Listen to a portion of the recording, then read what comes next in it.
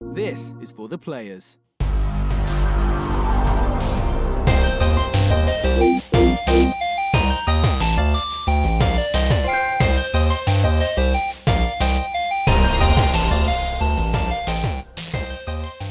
I'm Ryan Betson.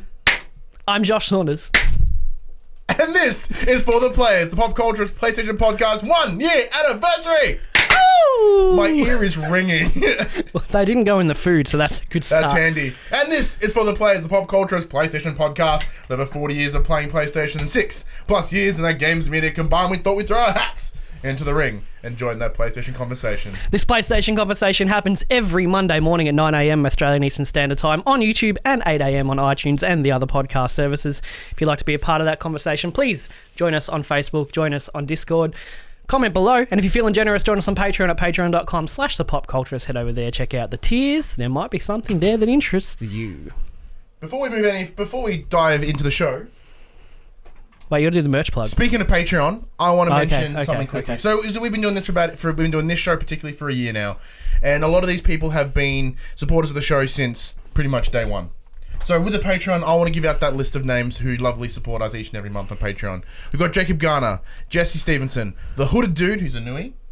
Very frequent on our videos. He's great. He's fantastic. Damien Holdies, Paul James, Pure Mongrel, Sean Levitt, Dave Chataway, Craig O'Flaherty, Lee Wintershoven, and Dylan Blight. Thank you very much, guys, for your ongoing support. We do truly appreciate it. We do. And if you want to support us more, you can head to thepopcultures.com/shop where you can buy shirts like these new designs we've got: Major League Betson and Angry Old Man. I feel more and more like that every day. I was whinging yesterday to you and Joel. I'm like, because like the whole May the 4th thing, I'm like, this just pisses me off. I just don't want to hear about it. It's lame. And I think it's because of how grey I'm going. Not just in the beard, but like in the chest as well. The grey is fucking everywhere. So I am turning into that angry old man. Another thing, yes, we are on Twitch at twitch.tv/popculturist. We are Twitch affiliated as well. So if you want to come over there and donate, sponsor, give us them bits, it's all much appreciated. However, one thing that I feel that we should do more often, Oh, shit. that we never do, is we never recommend people to go to your podcast service of choice. Give us some of them reviews. Give us them 5-star reviewsies, even a 2-star reviewsies.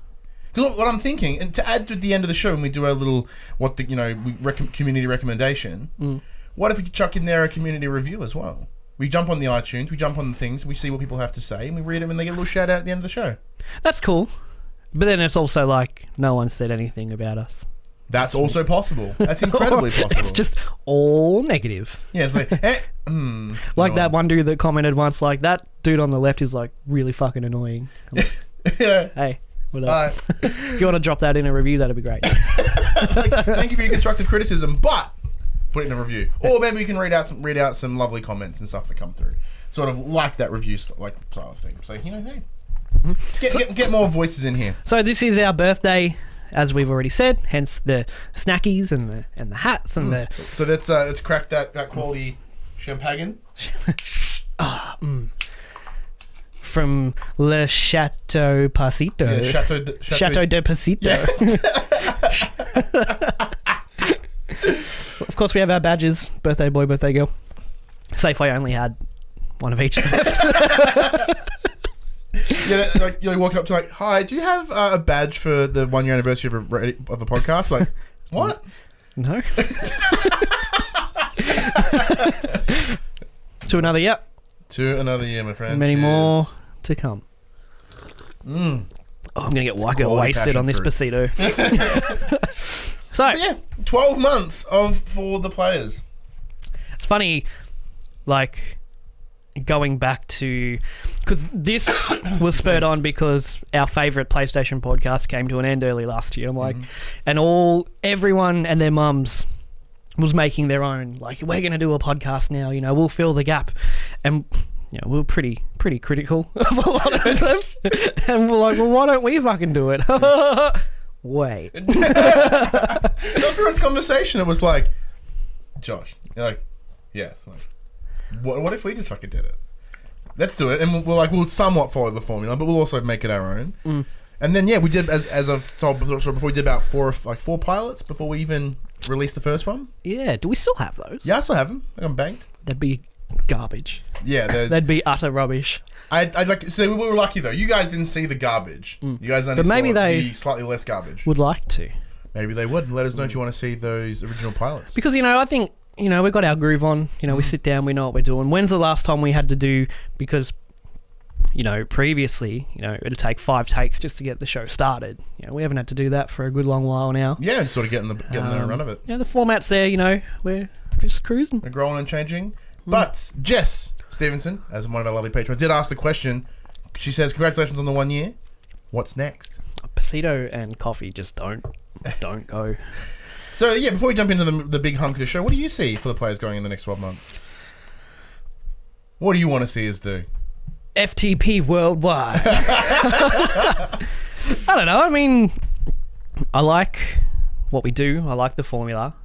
I just keep growing. I don't know. What do I say? Just keep doing what we're doing. I want to see us get half the listens we normally get. Yeah, get more out to more people. Get to more places. Get in those lists on the iTunes, which you guys can do with those reviews, might I add. So could we, technically. Yeah, I'm pretty sure I reviewed it. It's pretty obvious. Like, this guy's really cool. Like, hey. Who's that handsome guy on the right? Like, oh, that's me. But anyway, what have you been playing this week? Gwent. Because you fell down that rabbit hole again. No, well, I platinumed God of War too quickly, I think, because I still don't feel done with it. So I am planning on starting another playthrough at some point on a higher difficulty. I was going through my catalogue of stuff, and I thought, let's chuck on some Gwent, see what's changed. Everything has changed. Yeah, you did say that, like it's kind of like refreshed. No, well, what CDPR are doing, they've found it very hard. In their words, they've said it's very hard to make all the changes they want to while it's out in an open beta. So essentially, they've said you're getting one more update in May.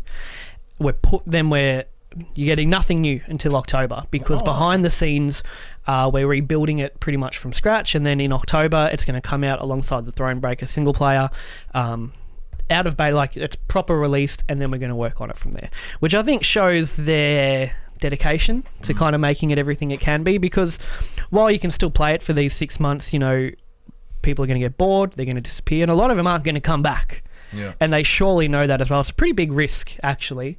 But I think it's for the best. I think it shows, their dedication to making it go on and on and on. But yeah, I'm digging it. I'm really, So considering the last time you played it was like 6 months ago, has it changed in that time?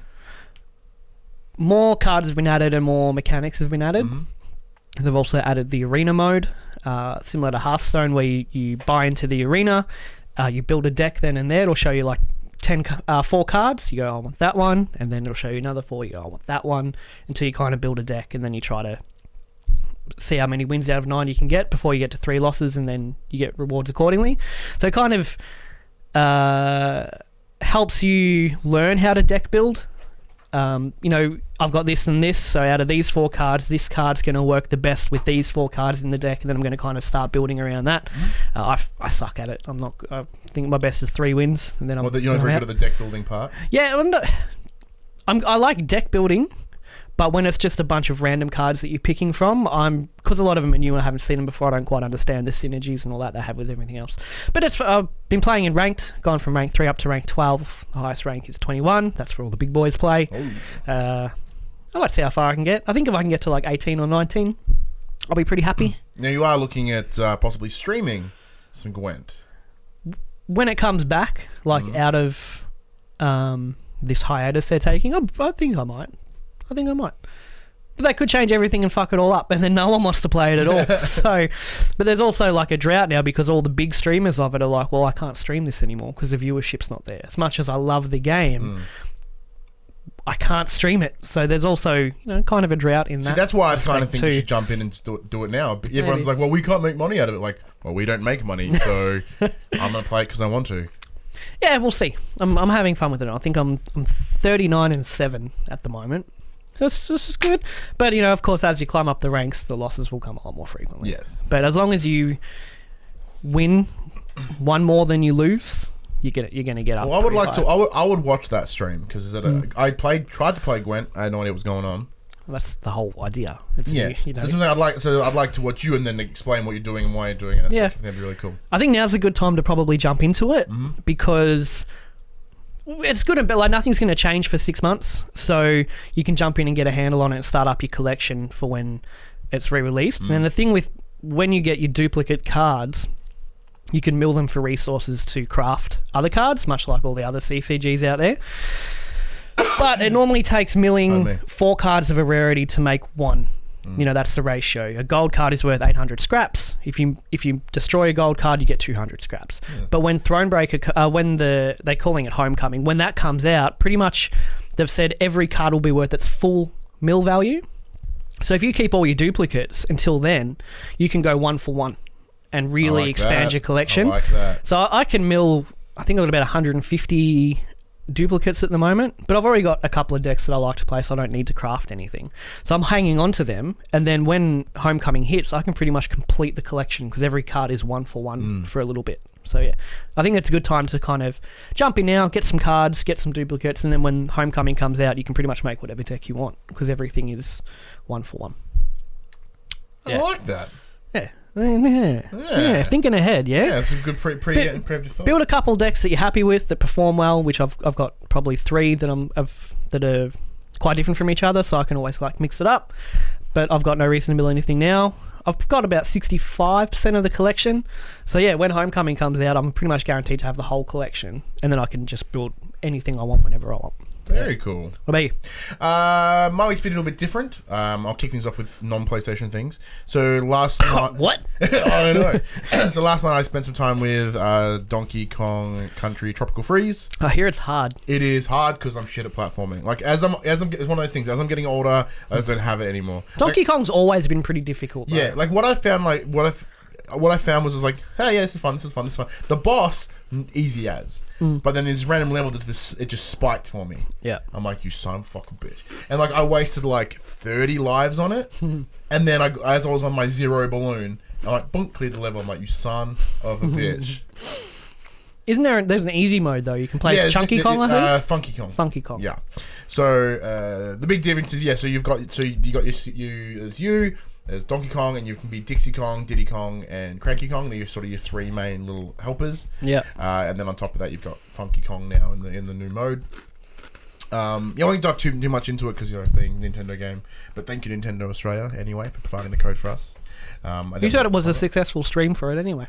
Oh, it was certainly a successful stream. I had a lot of fun with it. So I really enjoyed it. It was because having not really played a Donkey Kong since the SNES. So it was kind of like, oh, cool. It's the same, but better, prettier, a bit tighter, and because the minecarts are still there, the music is very similar. I'm like, and then it changes. I'm like, oh. The minecart levels were the worst. They sucked. Absolute worst. And like the music is just as hard as I know. When you die, it's like. I always just get the image of jazz hands on that final. Suck it, you're dead. And then I also for May the 4th, as you said, I streamed Star Wars Episode 1 Racer on the PC using the service that Gwent uses. What's it called? GOG Galaxy. GOG Galaxy. Yep. I downloaded it in a lovely crisp 1080p 60 frames per second. Episode 1 get the pinky out. A 19-year-old game in 1080p. It looks like rat shit, but clean rat shit. It's like the fresh one that's still shiny a little bit. Instead of the old crusty one. What I truly love is because they have little cutscenes, but those cutscenes are like 480p. So it's like this, and then when the cutscene happens, like this big in the middle of the screen. Yeah, it's like what? And then it goes back to the game, and yeah, that was fun. And then I finished the stream off with some Doom. Because I was going through what I had my PlayStation open. I'm like, all right, chat, pick what you want me to play. And Dave's like, oh, Doom. I'm like, all right, yeah, I'll get the disc. I'll be right back. Like, we're rocking out, having a good time. Doing like that game is still so solid. Yeah, game is really, really good. Does it run at 60 yet? Was that a thing they were doing at some point? It's running at 60 the whole time. But what it now has, if you have a Pro, it's got the 4K update, which is the checkerboarded 4K. Yeah. Still running at 60, super crisp, because when we stream at 1080, so it was super sampled down. It looked tight, and especially coming from playing Garbage Racer to then going to this, it was like, oh my god, this looks fantastic. The game could look like ass, but comparatively, it was amazing. You also streamed the Detroit demo too, didn't you? Oh, we did. Yes, I totally forgot about that. Yeah, and on Wednesday we did destroy. We streamed the Detroit Become Human demo with the Connor demo, which is the same one that we played at EB Expo and at PAX. Except this time because you can now see the flow chart of all the different possible outcomes. So in the hour and a half, we went through all six options. Cool. There was new ones that we didn't see. Ooh. Like, because the demo, the ones that we saw, like, there was the one where the snipers take him out. There's the one where you fall over the edge with him, but the girl's saved. Yep, that's the one I got. But there's also, you find the gun under the table and you shoot him directly in the face. You pull the gun out that you found under the table and the Daniel shoots you in the face. Oh, Jesus. Yep. Is that a fail? Yep. Yep. Then there's also everyone falls off the edge. That's a fail. And then there is you sacrifice yourself. You jump in. You essentially like hide. You know, what's I'm looking for? Cradle her. Yeah. Essentially cradle Emma, and you sort of get around her, and then he shoots you in the back. But as you do that, you punch him back, and he falls off. And then you're just like fucking rock solid there because you've robot and you've just gone all hard. That's cool. So that was fun because there was like a couple that I hadn't seen. I was like, oh wow, because I thought from the discussion that we had at PAX, at EB Expo with Buddy, I thought we may have hit all the options, but no. And it was really cool to see the flowchart and see how all these different outcomes are possible. How like one slight change of conversation leads down a different path. I do truly think that Detroit will have the closest to when everyone says like it's a game that has true. What's I'm looking for? Like true choice, as in you can actually tailor the story. Like your choices do matter. I feel that this may not be perfect because it will be pushing you down a linear path, but I do still think this may be one of the closest to exactly that. I think it'll be whether the outcome you get affects that one scenario or has repercussions through everything else. Now, potential spoilers if you don't want to hear this. I know with Connor, you whenever you do a detective mission with Connor. If you die, your body gets rebuilt back into a new body and you forget the previous events. But if it's successful, it actually affects you. And so you slowly become more of one of the deviants, the broken robots. Oh, okay. So that's interesting. Yep. So by the end, you could not be Connor. Like you'll be Connor, but you'd have died however many times and you won't get that ending of him switching on, you know what I mean? Or you get him somewhere in the middle, or he's just as like disenfranchised as like Marcus and Kara. Cool. Very cool. And of course, I've dived back into God of War, doing a lot of the end game stuff, which is great for me because like I barely finish games, let alone go back and do end game stuff. So I think that's 100% of praise to the God of War games. You did rage quit the other night. I did rage quit really hard. I really enjoyed that message. Yeah. You're like, fuck the Valkyries. Fucking hate them. I don't want them. But I did also make it a conscious decision. It's maybe cheating. Because I was playing like mid difficulty, right? I'm like, wait, who do I have to impress? There's no trophy to hard difficulty. If I'm going to do a platinum run, I just want to get the platinum. Drop it down to easy. Still tough. That's what I did it on. Still tough, but still fun. Yeah, that's what I did it on. Yeah. And that's probably why I had an easier time with the Valkyries. I'm like, I was looking at these like, plonk. I'm like, son of a... It's still hard. One of them still took me about 2 hours to get down even on easy. But I think I was pretty undergeared at that point. I found it randomly. I'm like, fuck yeah, let's do this. I'm about an hour in. I'm like, I don't think I should be doing this right now. But I kept at it and got it eventually. But yeah, no, what I'm doing right now at this press moment, I'm just doing laps. I'm doing a big lap around the Lake of the Nine, just clearing out everything that I see and every possible path. Because now that I've finished the story, I have all the skill set that I need. So everything should be obtainable. Yeah. And then once I've done that, actually what I did was when I went back home and saw that little teaser, I literally just followed the path that I would have taken in the game. So I started from the start, went my way through, cleared out everything that I didn't do at the time, and then sort of fast traveled to a different area, did the same thing. You know, I like that there isn't a trophy for every single one of the collectibles. There's only 3 for the collectibles. Oh, really? The artifacts, Odin's Ravens, and the Jotnar Shrines. Everything else is not tied to it. Like all your legendary chests and all that, they're not tied to trophies. Oh, so what? That's good too. Oh, dang. I still went... Well, there are, because you need to have, like, upgrade your health completely, upgrade your rage completely. Yeah, but there's only 9 orbs for each one, and there's like 80 legendary chests. Oh, is there really? Yeah. Oh, shit, alright. Yeah. It's not every legendary chest doesn't just have one of those orbs. It can have other shit in there too. Anyway, let's moving into the news. Well, the section we called Inform the Players, where we tell you for the PlayStation news that happened this week. Speaking of God of War. Oh, well, no. You wanted to start with something else. That's true, we did too, but we'll segue into transition. We subbed now, 1 year in, we subbed now the transitions. Alright, God of War is now the fastest selling PS4 exclusive per PlayStation blog. The game sold over 3.1 million copies worldwide after 3 days, available from the April 20th to April 22nd. Santa Monica studio head Shannon Studstill shared a message celebrating the achievement. Quote, "I would like to personally thank the millions of fans around the world who decided to embark on Kratos' latest adventure with us," Studstill said. "Your support is truly inspiring, and it's a reason why we push ourselves every day to go beyond the boundaries of play. The next goal for God of War is to top Horizon's 1 year sales, 7.6 million copies Horizon got in a year. That's for the most successful new first-party franchise. Oh, it's not new franchise, I guess. But it can still beat its numbers. But it can still beat it. So if it can do 7.6 million in a year, which I think it probably will. Mm-hmm. If it got 3.1 million in 3 days, hasn't even been on sale yet or anything like that. So it will. It was funny. I did go to the local game store here, and I was talking to the guys, and I asked a question, I'm like, how's it all going? And they're like, God was insane. Like, we actually ran out. Yeah. And it's pretty rare to run out of physical copies these days. Because I don't pre-order anymore. No, yeah. Oh, I did because of the collector's edition. Yeah, but I'll just walk in there and get it. Yeah. You know? But when I went to JB on release day at about midday, there was probably only 5 copies left on the shelf, and they had that big-ass display. So, yeah. I was like, well, maybe next time I might just chuck $10 down just in case. Any new big title. But I had the conversation, because while I was there, I was like, how's Labo doing? Like, it's not. Yeah. Ouch.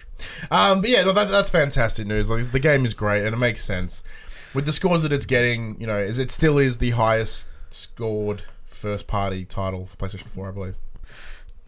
It dropped, actually. It dropped? What is it? It dropped a point, I think, to 94. 2 points. Hang on, let me check.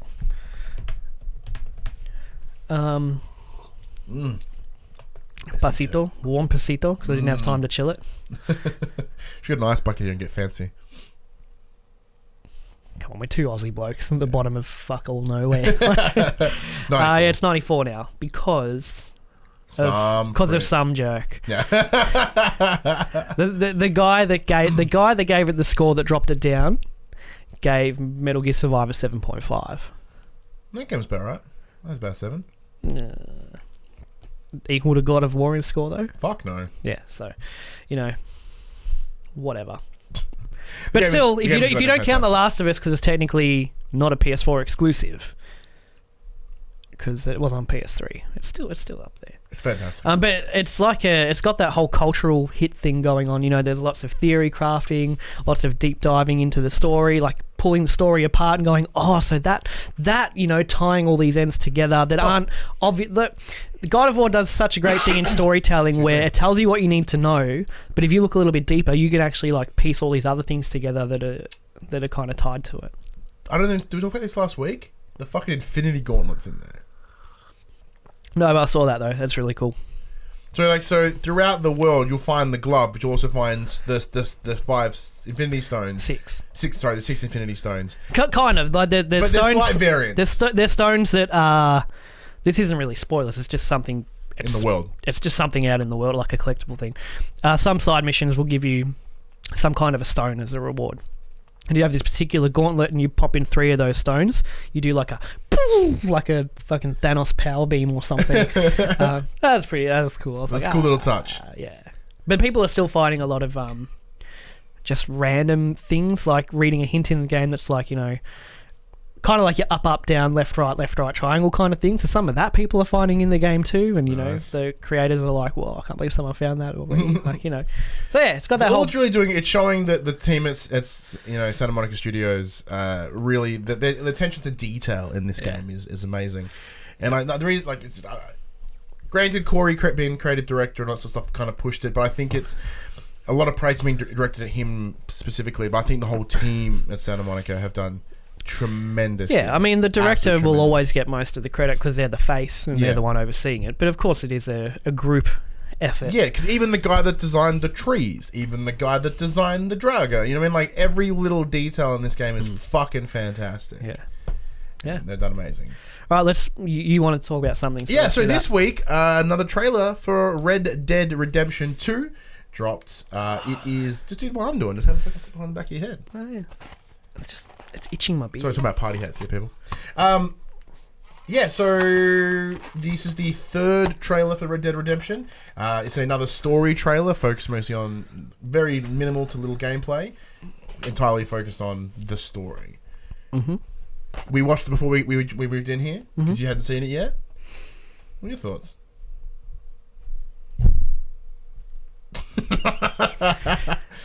I don't have any ties to it because I've never played. I didn't play the first one, and westerns aren't really my thing either. This next news topic is my thing. We'll get into that shortly.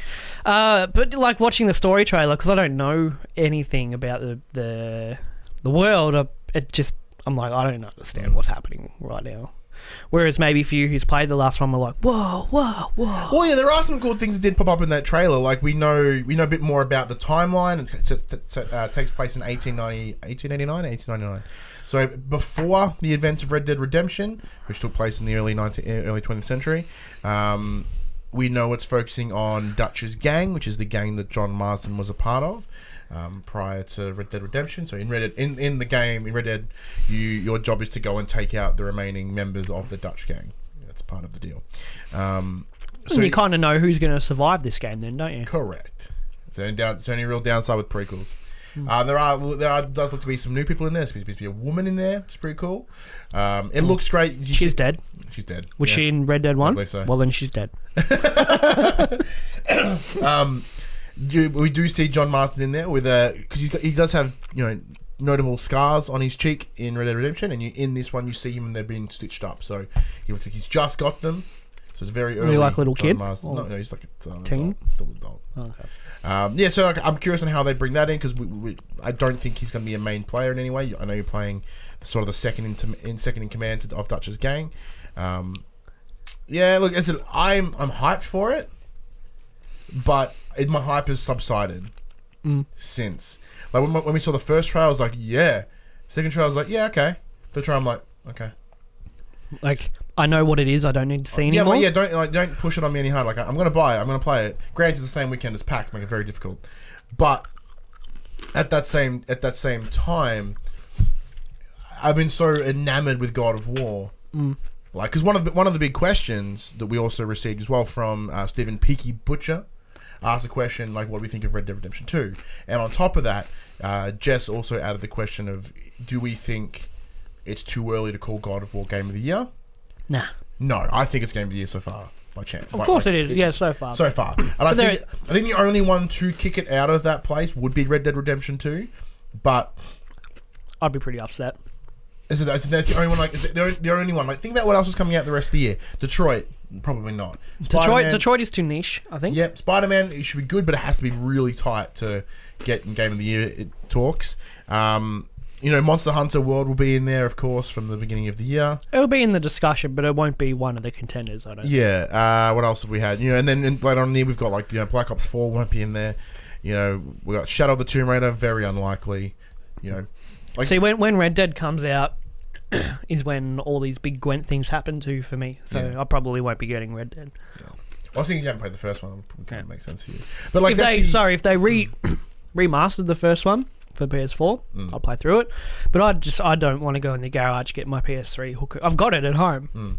I don't want to hook up the PS3 to play it. Whereas if I could spend $40 and get the remastered version of it or whatever, I totally would. Yeah. But yeah. I think Red Dead is the only thing that really has the ability to take down God of War as potential Game of the Year.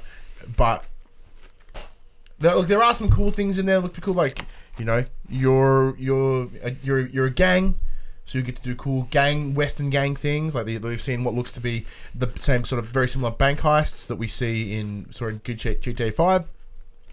Because one thing that Rockstar does really well is they implement something in a previous game and it appears in the next. So think of like when you look through all all the Grand Theft Autos, you know, as in everything that they've made, there's little bits that come here and there, like the targeting system they used in they created for Manhunt came into GTA. You know, like all these little things over here are sort of like spreading. I think spreading the light. Red Dead will be very telling for what Rockstar is as a company now. You know, after the success of GTA Online and the promised but quietly cancelled single player DLC that we were supposed to get for GTA 5 and just never happened because it's like, well, GTA Online just makes too much money. I think it was more of, well, the people that we would put the resource on making that single player, like there's more demand for online, not just money but more demand, period. I'm a bit more of a optimistic on that side of thing, but the cynicalism is like, that's got to make us money. Well, yeah, I mean, and you know, Take-Two seem to be a bunch of money hungry assholes, as any big publisher is. So it'll be telling. I think Red Dead 2 will be telling on what is Rockstar now as a company, how much effort's going to be put between the online and the single player. Will we get single player story DLC or not? I don't think they've mentioned any at this point, which is probably smart. For Red Dead 2 single player story content DLC. No, they've barely even touched upon gameplay at this point. So it's probably smart. All we've seen so far is story concepts, and you know, as in, like, we've not seen anyone play it. We've not I'm hoping we get some gameplay out of E3, but even then, man, it's like. Yeah, but you know, no one could have known the success that GTA Online was going to be. Correct. And you know, prior to GTA 5's release, they're like, yep, there'll be, you know, story DLC and all that kind of stuff, and then GTA Online was like, whoa. GTA 4, yeah. So I think it would be smartest for them to not even touch on thinking about doing Red Dead 2 story content, because if they decide not to, then they're not going back on their word or anything again. So it's the same reason that like God of War hasn't said anything yet about story DLC, because like, although Corey said he's not planning it at the moment, but he's not against it. A lot of people are just begging for New Game Plus. That's a big thing people want with God of War. But yeah. Speaking of new things that you want. Yeah, so Westerns aren't really my thing. You but have a mouthful of twisties, don't you? Not anymore. Cyberpunk is my thing. So a role-playing game from CD Projekt Red will indeed be at this year's E3. According to the official E3 2018 exhibitor directory, CDPR will be in attendance with an unspecified RPG for PS4, Xbox One, and PC. The game in question will almost certainly be Cyberpunk 2077, which we heard earlier this year will likely be at E3, and is among the games rumoured to appear. Last month, CDPR opened a new studio in Wrocław, Poland, to aid in the development of Cyberpunk 2077. The open-world RPG, which won't feature any microtransactions, is said to be even more ambitious than The Witcher 3. Fuck yeah, man! What I'm really hoping, just to like get your spirits down, but also lift you up at the same time. Like if they're bringing an unnamed RPG, like, oh my god, it's gonna be Cyberpunk, and then like, here's a spin-off of The Witcher 3. It's like, ooh, still good. Cyberpunk kind of is. But that's what I mean. Like, and they're like, hey, I get what you're saying. We've created a standalone campaign for Siri. You're like, oh, that's cool, but not what I wanted. I mean, like, because with whatever they announce, it's win-win, right? Exactly. Like, CDPR are one of those companies that just have goodwill just pouring out of them. Wouldn't it just be amazing? Everyone's like, Cyberpunk. It's like, what the fuck? No. Still good. Yeah, Siri. and literally, from any standpoint you look at it, business or whatever, it can't be anything else. Because I reckon they know... I'll let you gush. I'm going to eat a snake. With the troubles they've kind of... Not troubles they've had with Gwent, but what they've decided to do with Gwent, I think they know kind of... Yeah, we know everyone's keen for Cyberpunk, but we've also been working on something else. It can't be anything else. Like, it's guaranteed it is Cyberpunk 2077, which is cool. I'd love for it to... What's known about that game right now? Huh? What's known about Fucking that game? Nothing. There was a trailer, I think, between 2015, which looked fantastic, like, graphically. Like, CDPR are very good at all that. But not a lot. You know, there's all theories that, like, because Siri can, like, dimension hop, that either... It will be maybe a Siri story, or you will, like, Easter egg, like, see her or see signs that she's been around there. But not a lot, really. They haven't fully said it's not tied to the Witcher universe at all. It very well could be, but still be its own thing, because it is, like, the whole different dimension thing. Be cool if there was, like, Gwent in the game, like Cyber Gwent, like you know? Digital cards. Yeah, like digital Gwent or something like that. Like holograms. Yeah. I think they would do that. I think that'd be pretty. That'd be like a cool nod, I think. But yeah, it can't be anything else. The question is, will it appear under Sony or Microsoft when they come out with them. Oh, that's a good question. I'm Yeah. not quite too sure on that one. I'm not sure either. Could go either way. In terms of like, if Sony want it, they will have it because of the amount of money Sony have. But then Microsoft have just as much money, if not more. And they have that need. Plus, because it is coming to PS4, Xbox One, and PC, it'd be cool, I think, for Microsoft to have it because they can show, Xbox and PC at the same time. Maybe. I don't care really who displays it. I mean, it's no sway to me. I'm getting it on PS4 because I have a PS4. It'll just be interesting. I think it'll just be an interesting thing who they decide to present it under. What banner? Yeah, because I don't think it'll be telling. I think it'll be just whoever throws more money. Pretty much. Or I don't think they're registered to do their own thing. No. You can't, for one game, you can't really do your own presentation anyway. Bethesda tried last year. Yeah. We should mention as well with E3, I've taken that week off work again. We're due to do our competition, I think. Oh yeah, a trophy. Yeah, that's our right. predictions and all that. Yeah. Do we still have the trophy? It's one of James's toys. I think it's in his bedroom. I hope so. Oh god. Yeah. So I'll be streaming every press conference once again live here on the YouTubes or on the Twitch. I haven't decided yet. You're unemployed now, so you might be able to join me for at least PlayStation 1. No, the apprenticeship starts in July. Oh, Bill Earns. What's June, dude? Oh, is it? Yeah. Oh, that might be right then. Hey! Maybe. I need dates and times. But yeah, it I should can be. give you the date and times when we're done here. Yeah. But no, yeah, that be should be sure you lock those in and come watch E3 with us. Number 3, I only put this one in because, one, I'm enjoying the original game, and when I talked about the original game, quite a few people jumped in saying they love that kind of game as well. In a final backer update before Pillars of Eternity 2 Deadfire's launch next week on May 8th on PC, developer Obsidian Entertainment revealed it will have fully voiced dialogue for every single conversation in the game. Given the vast scope of Deadfire, that's likely a massive amount of voiceover. Quote, "This is a huge effort and it makes a world of difference when you get to hear it in action," said Obsidian PR manager Mikey Dowling. The update video also showed off the ability to rename your boats and even whole islands you've conquered. It also gives a glimpse at some interesting new abilities, including Firecracker explosive you can use to distract NPCs, and the Fallout-inspired ability to reverse pickpocket live bombs into enemy inventories. Pillars of Eternity 2 Deadfire will launch on May 8th on PC and then come to all the consoles later this year. So it's just cool to me that there is a company still dedicated to doing these old school like RPGs. Like at their core, this is an RPG. Yeah. And going as far to, like voice act every single conversation is insane by today's standards. Well, even like games like Monster Hunter, because that was like the first thing that threw me out was like there was no voice acting for the entire thing. I'm like, this, what is this? Yes, there is. Yeah, no, in the scenes there are, like in the cut scenes and in some conversations there are. But then random ass people like or text. Yeah, or they talk to someone and they go, ugh, and then there's like the text box of everything there. Yeah. Which most of Pillars 1 is voice acted pretty well. But to have, everything, I don't even think, like, Bethesda doesn't do that. You have all the guards that have, like, the same lines and all that kind of stuff. They're all not individually dialogued, but yes, they are all dialogued. They're all dialogued, but a lot of it's, if you're a city guard, we'll copy and paste all your dialogue. Yeah, you have, like, your 30 options. Yeah. Whether they mean the same here or not, I don't know. But I just think it's cool. I love seeing that there is a studio dedicated to this and that it's still finding success in today's day and age. And the top selling games for week ending 29th of April 2018, starting number 10, NPA, National Pong Association.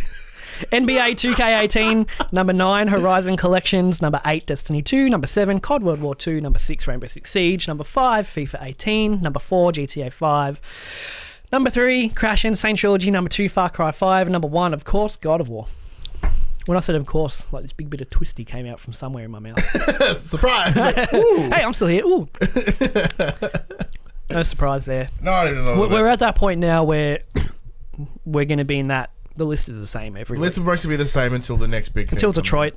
Yeah. Which we'll get in there for a bit. And then God of War will still hang out. Do you think Detroit will knock God of War off? I think the top first week, yes. First week, you think so? I think everyone will get that. Will have that rollover hype from God of War. Like PlayStation can do no wrong. Yeah. What the fuck is this? This is weird. This isn't God of War. Not saying Detroit's going to be bad. No, but comparatively, Just very, very. they're not the same game. Very different. Yeah. All right, Ryan. that's it for the news as we have a chat to the players about the video game Hall of Fame. Ooh. So, got a news story to kick us off with this, and then we're going to have a little chit-chat about what we think about it and what should be in there. The 2018 World Video Game Hall of Fame inductees have been announced at the Strong National Museum of Play. This year, Space War, John Madden Football, Tomb Raider and Final Fantasy VII are added to the list, which brings new games into the fold annually to recognise their sustained popularity or impact on the industry. Space War, for instance, was not added for commercial success, but for its contribution in launching the industry and changing the way people thought about computers. This year's inductees were narrowed down from 12 finalists, which included Asteroids, Half-Life and Minecraft. Games currently in the Hall of Fame are Donkey Kong, Doom, GTA 3, Halo Combat Evolved, The Legend of Zelda, The Oregon Trail, Pac-Man, Pokemon Red and Green, Pong, The Sims, Sonic, Space Invader, Street Fighter 2, Super Mario Bros., Tomb Raider, and of course, my favourite, World of Warcraft. If you don't know what The Strong is a highly interactive collections-based museum located in New York, devoted to the history and exploration of play. It is one of the largest history museums in the US and one of the leading museums serving families.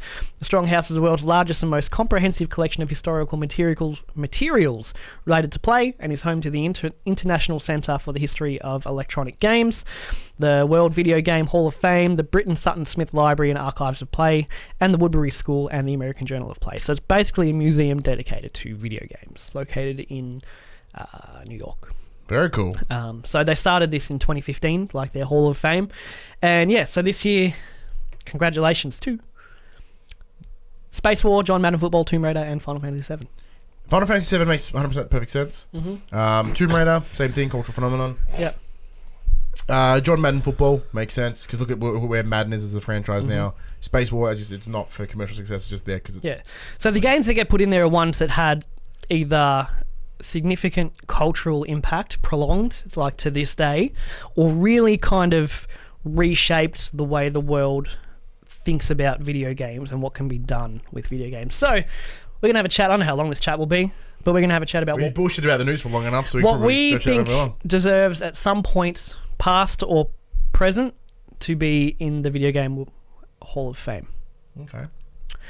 So in terms of current games, as current as it gets, anything released this gen or even last gen, I think won't be up for consideration for about another decade-ish. You got to have time to reflect. Yeah, but I'm pretty sure Fortnite's going to be in there.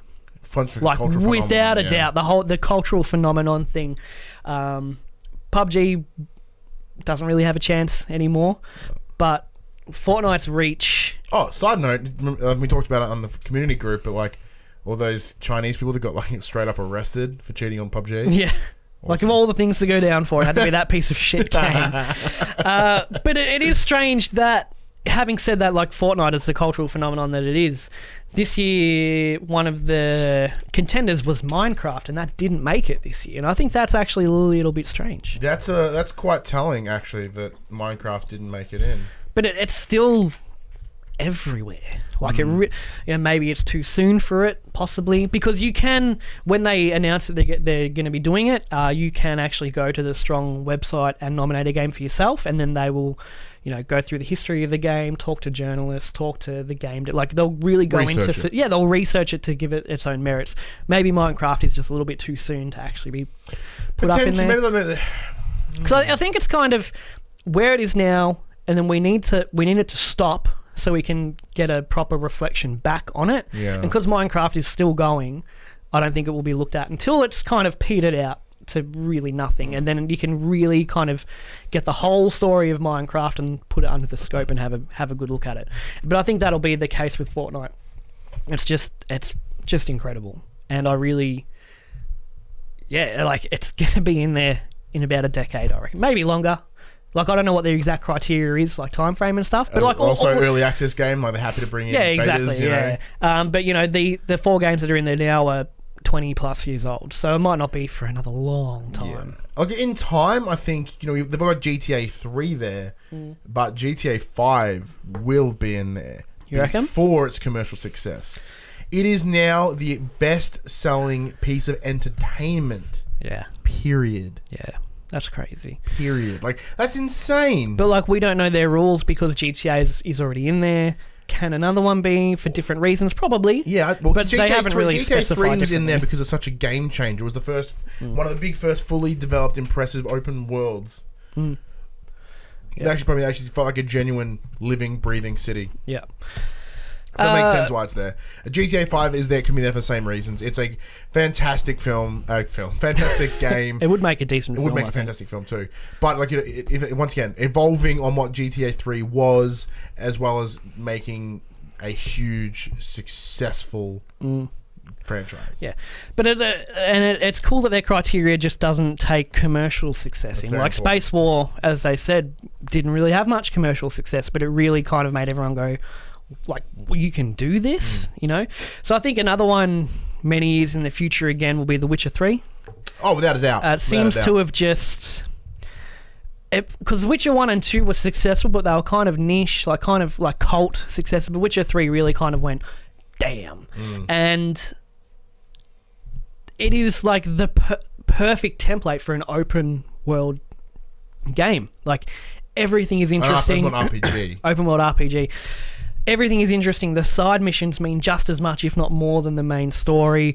Memorable characters, the music, the vistas, like everything in The Witcher 3, whether you like the game or not because of the style of gameplay it has, because I didn't like it when I first played it. It was just like overload, like there's too much, I can't get my head around Yeah, it. a bit anxious.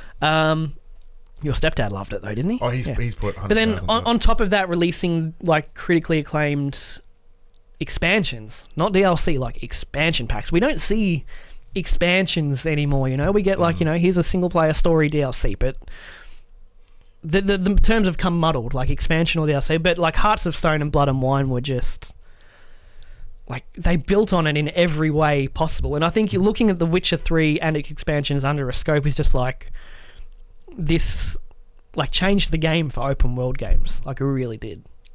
That's why I'm so excited about Cyberpunk. Well, going on with what Paul James said in our community reach out in the group, we asked what the community would think.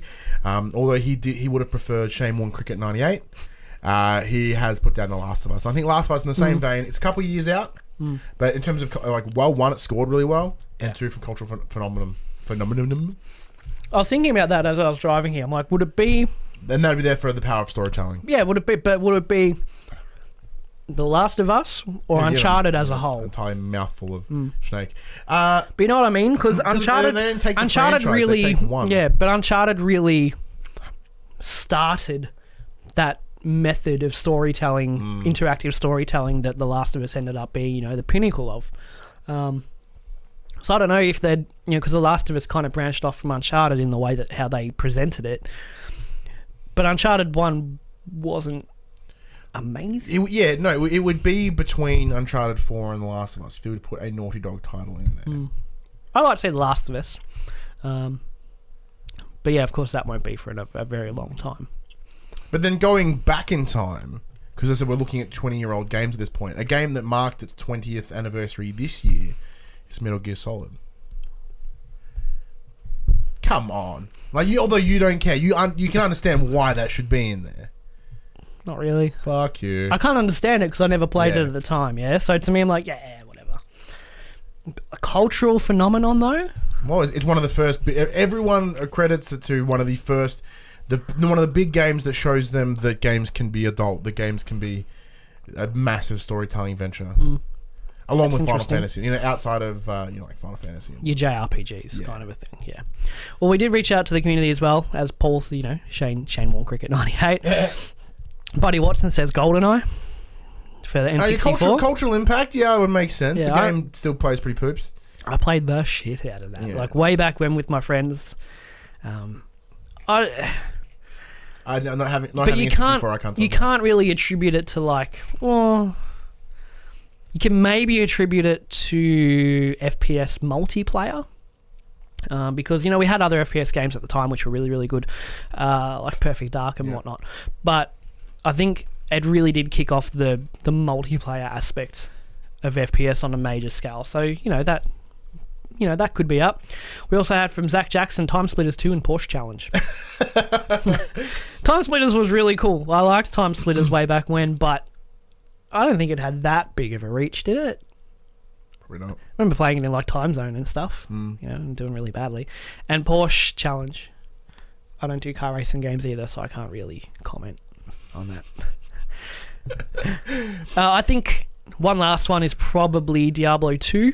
Oh, yeah, that's a good one. I think because Blizzard are already in there with World of Warcraft, of course, which is still going. So the whole thing, maybe need like Minecraft needing to wait for it to finish before World of Warcraft's in there, and that's still going strong. There's another expansion. It's also very interesting that they, speaking of, kind of in the same vein as like Half-Life. Why is Half-Life not in there?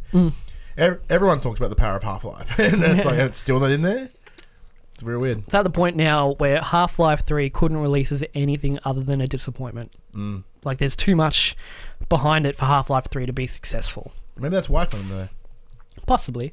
But yeah, Diablo 2 was just also, maybe it's my fond memories of, being in high school and playing with my friends, but just at the time it was just everywhere, and it really did like revolutionize like the dungeon crawling, because there were many dungeon crawlings before it, of course, like Diablo 1 and stuff, but Diablo 2 really, and still does, like people still play that game on Battle.net. Didn't it just get remastered?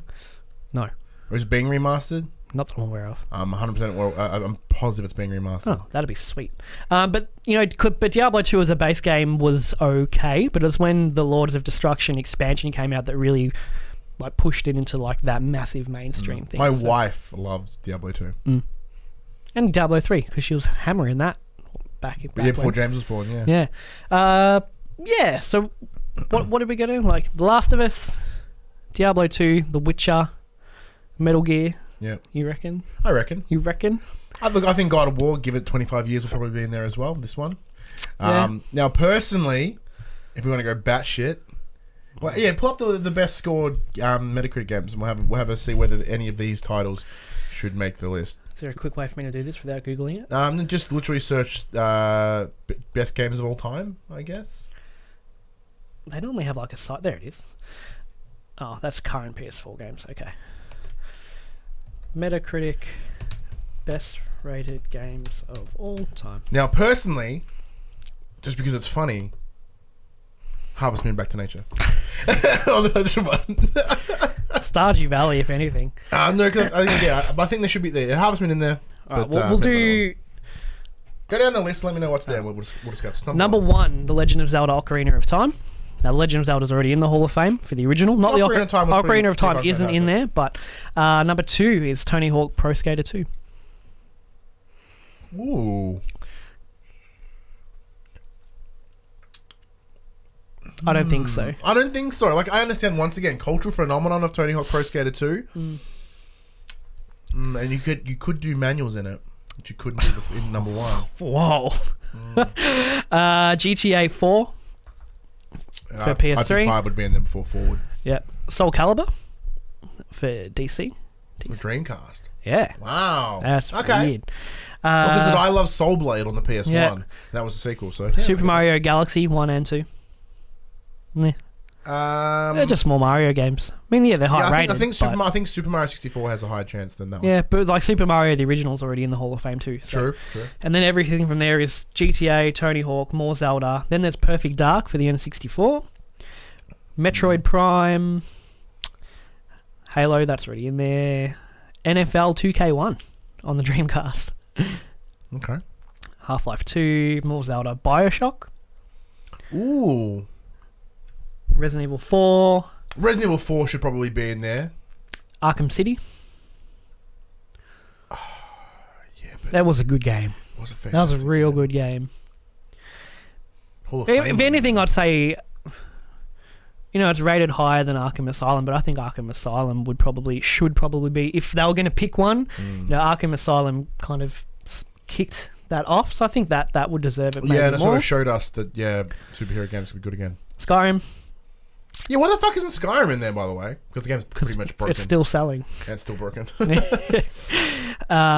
Turismo for PS1.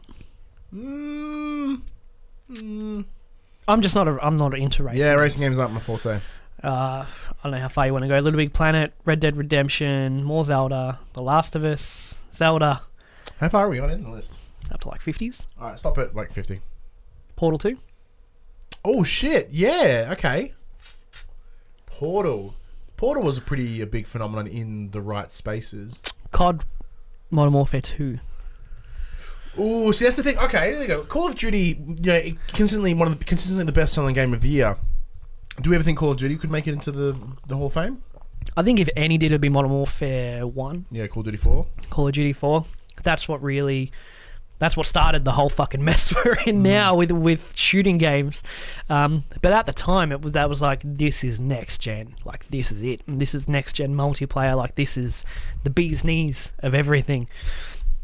So I think I wouldn't be upset if Modern Warfare was. I would understand. I get it. At some point, I still think it's probably too soon. Oh, maybe not really. They've had 80 other games out since then. So. Yeah, look, I'd be quite comfortable with that because if you want to talk about modern first-person shooters, that's the game that defined and created the current first-person shooter.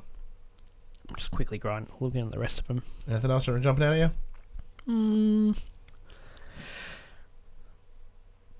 No, not really. Fun. They're all just primarily, all your different CODs, all your different Marios, all your different Zeldas. Well, let us know what you think should be in the Video Game Hall of Fame. Drop them in the comments below. Let us know. You can give us a reason why as well. Just be like, hey, I think this game should be in there. Or do you agree with the ones that we threw out? Do you disagree with the ones we threw out? You should probably disagree. Yeah, we kind of had fun there at the end. Have to spin back to nature. But we'll head into the drop where we tell you about what games are coming out this week in a section we call Coming to the Players. New games for the week of the 8th of the 5th, 2018. 2MD VR Football. PSVR Digital. I didn't buy, speaking from last week, the MLB Home Run Derby. I didn't buy it. I looked at it. No, thank you. Oh, yeah, man. It looks garbage. AO International Tennis, PS4 Digital. Wait, didn't that already come out like Australian Open Tennis? This must be a variant. I don't know. Conan Exiles, PS4 Digital and Retail. A lot of emails about that one. Cool Painter VR, PSVR Digital. This is cool. All right, it's like live the awesome experience of painting a 3D space. So you're in like a black room, but you 3D paint. Ooh. And you can walk around your sculpture and continue building on it and all that kind of stuff. Just really like a cool idea. Yeah, and then you watch the trailers and you see some of the amazing things people have made with it, and you just make like a 3D stick figure. Darkest Dungeon Ancestral Edition, PS4 Retail. Dead Ahead Zombie Warfare, PS4, PS Vita Digital. Death Road to Canada, PS4 Digital. That'd be straight through the United States. Grim Legends 3 The Dark City, PS4 Digital. Hyper Sentinel, PS4 Digital. Inksplosion, PS4, PS Vita Digital. Laser League, PS4 Digital. Lunch Truck Tycoon 2, PS4 Digital. Mega Dimension Neptunia V11R, 7R, I guess. That's VR. PS4, PSVR Digital. Weird. I just clicked on the feedback button by accident. I don't know why websites ask for feedback, it's dumb. Raging Justice, PS4 Digital. Reverie, PS4 Digital. You can tell that like we're in the space where nothing big is coming out. Yeah, everyone's like, here you go. Shantae Half Genie Hero Ultimate Edition, PS4 Digital. Siberia, PS4 Digital. Tacoma, PS4 Digital. Good. That's been on the Xboxes for a while. It's just finding them across. Through the Woods, PS4 Digital. I'm interested in this one. Looks like the album cover of In Heart's Wake.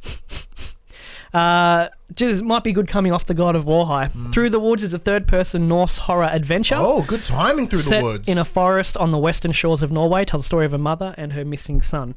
So I watched a trailer for this, and it seems to kind of play like you'd expect, like Outlast would. Yeah.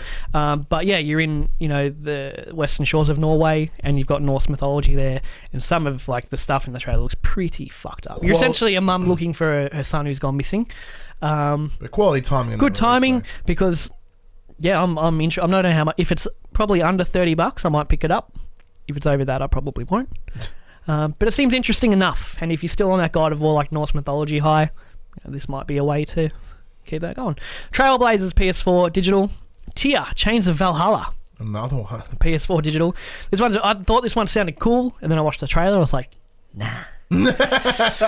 Because we know a lot about Tyr from God of War now. And it's like, more Norse stuff, yeah. But this is set you'd think it'd be good for me, like like cyberpunky. Yep. Though, Tier Chains of Valhalla is inspired by Norse mythology, more precisely the Ragnarok, in a technological world. They really aimed for the release, didn't they? In a technological world where humanity depends on the mega corporations like Yggdrasil, like the World Tree. Big companies know no limits, competing for the global monopoly, and foes are at the order of the day. Someone has to put a balance in the city. Bad sentence. That's a bad sentence.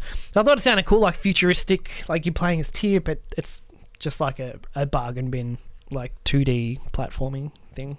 Oh. I'm all for 2D platformers, but this just I don't know. Got my hopes up and then brought them right back down. So out of all that, Through the Woods is probably my pick. Yeah, nothing's really jumped at me. Sounds cool. I am still the Big in Japan sale's still going. Mm-hmm. I'm still looking at Yakuza 0. When does it end? 15th, I think. You got a bit of time. I mean, get it towards then, so God of War's kind of died down. You got a bit of time before Detroit. Over. Yeah, in between period there. But that's it for the drop, Ryan. As we move into the segment where we share with the players entertainment and other media we think you will enjoy. What did you bring for us this week?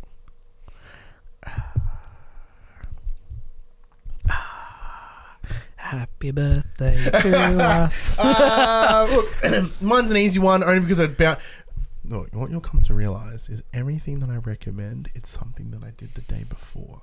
So, this week, I recommend that you all either buy or listen to the fucking Doom soundtrack.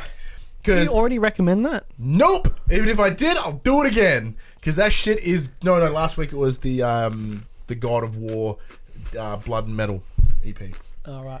Its soundtrack is fucking phenomenal. It's Mitch Gordon. He's Australian. He's exceptional. It's also now available on vinyl, which I'm debating buying because I know it's expensive and my wife's going to yell at me. But it's fantastic. It's that great sort of industrial punch that I love. Like, it's the metal that I enjoy the most.